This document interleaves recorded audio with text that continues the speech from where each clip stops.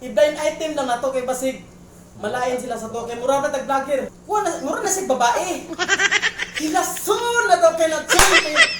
Grabe, dato na daw kay Choy. Kita nang tagaan na daw sa kwarta Choy niya.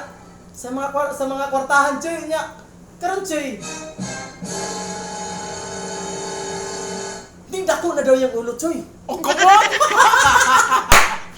Ibig sa mga istorya naman na Choy. Idako na yung ulong, parehas na may kadakas gurgula. Sige na Choy.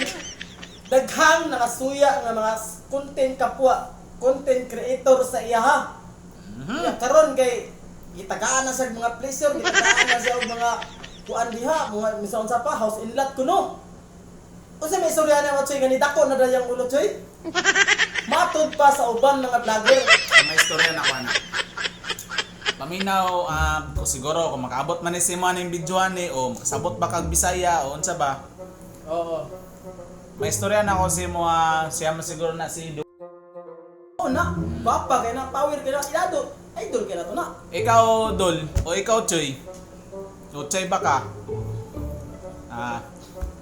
Ang ma-advise na nako si mo, kay gikan man ka sa ubos, gikan man ta sa kapitos, Tama. dili ta mag tawag na kanabang murag atong kanang murag ginabalibaran nato ang ubang tao ba nga.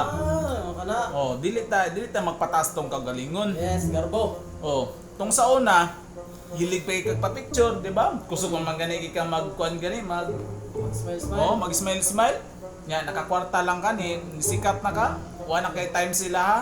Uno na kung dili tungod sila ha.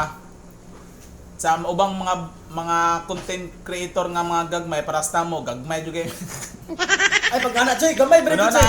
Uno na dili tungod sa amo og dili tungod sa mga vlogger na uban, dili ka mo sikat. Kay why mo share sa imo ha, dili ka nila himo og content. Uno na tama. nila himo og content. Uno na Tama. Ya, sound effect. Kadi lang. Isunod.